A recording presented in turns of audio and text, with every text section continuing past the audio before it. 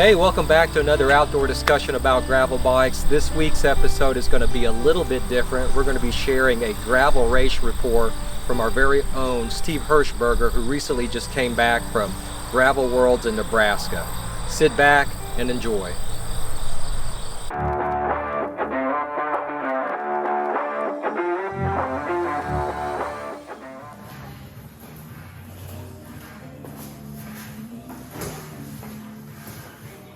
So the STS is running like the 3T. Both are running zip componentry on the handlebars, on the stems, on the seat posts. We're running here single-sided pedals to reduce the weight because in Iceland the climbs are like crazy steep. So this is more of a road pedal, where here we're running traditional XTR Shimano SPD pedals. Both bikes are running 11-speed SRAM force drivetrains. However, in this instance, the 3T is running an absolute black elliptical front derailleur that is it's got a few more teeth. So this is running a 42 on the front, and this is running an American company called Wolf Tooth, and it is also running an elliptical, and so it is running a 40. So in this instance, what we wanted to ensure was for this bike, because in Iceland and some of the races that this bike is doing, it's got some really steep hills where there's lots of hiker bikes, and honestly, it doesn't really matter what your front tooth is, because the climbing is going to be just like crazy. You're not going to ride it, you're going to end up walking it. So, but on the flats, you want to be able to kill it. So we got a little bit more of a disparity between the front and the rear derailleur or chainring.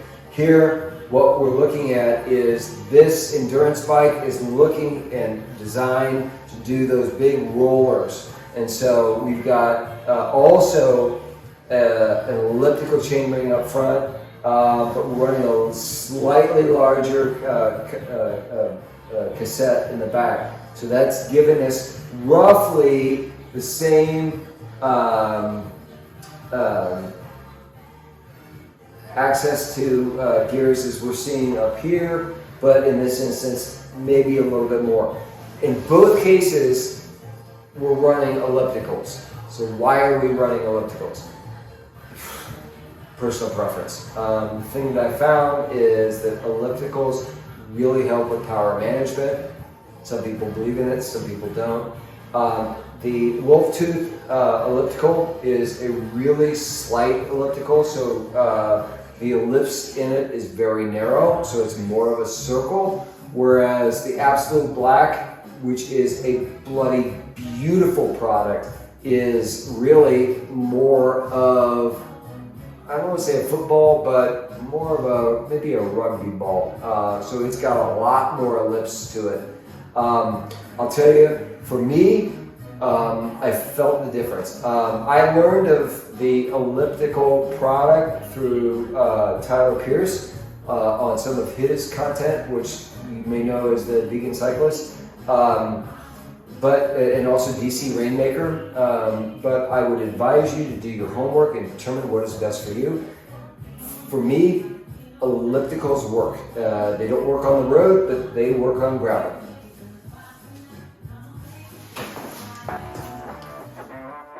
So what does it take to get ready for a ride? Well, you got to take bikes and you got to take lots of equipment. So the key is make sure that you've got backups to everything that you think you can need.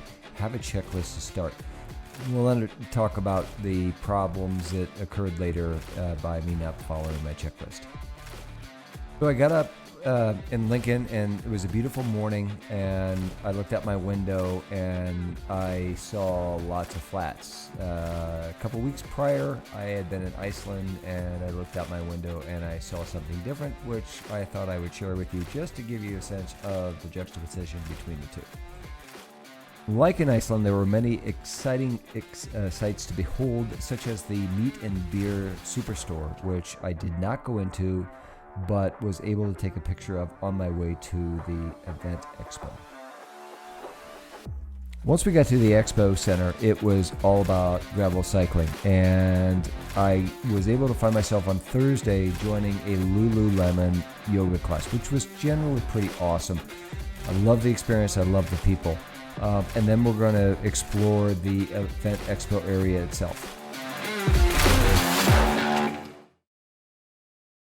We're going to take a quick side trip, and we're going to see a wicked fat chance from the early 90s. Now, I own a 1992 Yo Eddie Fat Chance, and that is a bike most of you have never heard of. But back in the day, it was the bomb, and to see that bike here was awesome. So Garmin did a great job. They were front and center in the expo area. They were right next to the bar and restaurant. There you could get burgers, you could get salads, you could get all sorts of great food. You could get beer. You had non-alcoholic beer there. Anything you could possibly want. You had women-owned companies from Head Rims to different emerging brands that were there, all supporting the gravel culture, all supporting the different types of riders. It was amazing.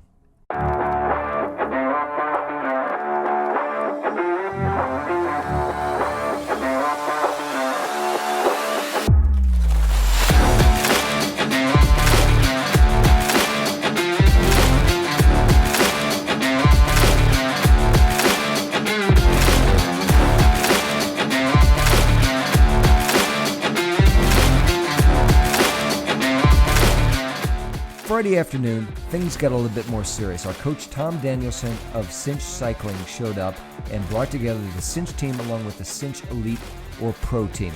We all went out together to do what are called our openers. Now this is a 90-minute prep session for the race the next day, and it is at race pace.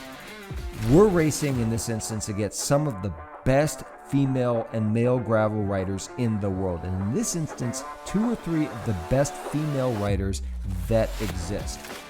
They dropped us, and then me specifically, like a hot potato at 45 minutes. So 45 minutes out, hung on by our fingernails, 45 minutes back, riding alone.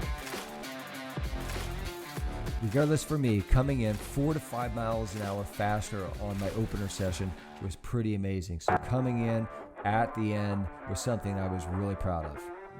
Excited as you want to be the evening before when the sun is setting and you're doing all sorts of interesting and fun things, you want to stay up late, don't. Go to bed early, hydrate, hydrate, hydrate. You have a big day ahead of you. Racing is almost 100% mental if you're physically prepared. I woke up at 5:15 and realized that, oh shit, I should have woken up at 5, so I was 15 minutes late. That's a problem. I also realized I'd forgotten my checklist, so my USWE pack wasn't done correctly, it was leaking, and I'd forgotten my gloves. I was off my game at the outset. How you start a race dictates how you finish. So be prepared in advance, do your homework so you can prepare and race properly. I started at the back of the pack because of my issues, and as the sun came up, I had to negotiate through a lot of riders to try to get up to at least the front group and have some semblance of doing a decent job today. In the morning, the weather was awesome. It was overcast and it was relatively cool, roughly 75 degrees, but it was humid as hell.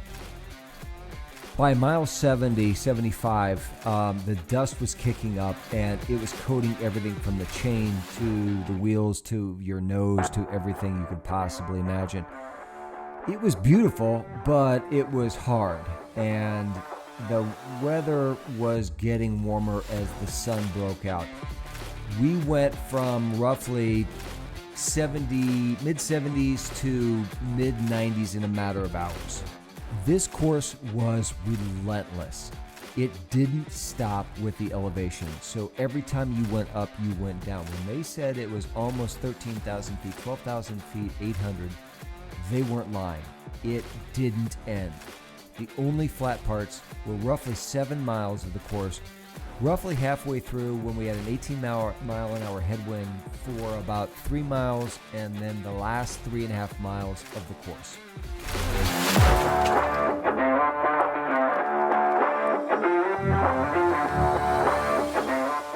Other rides, Belgian Waffle Ride, Dust Bowl, the Rift, they hurt. This one hurt more. I met some amazing people, most of which were women riders, which I thought was awesome.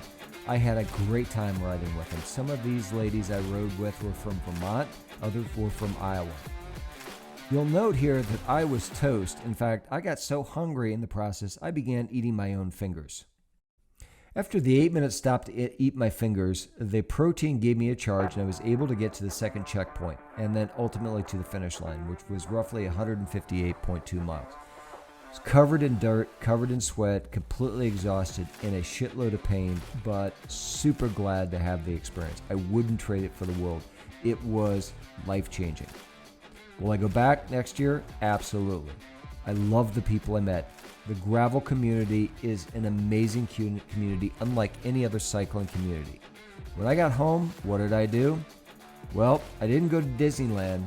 I took an ice bath.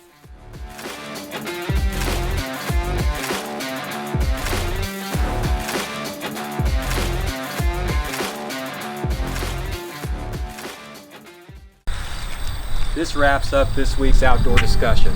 Please join us next week. Andy, okay, turn it off. It's over.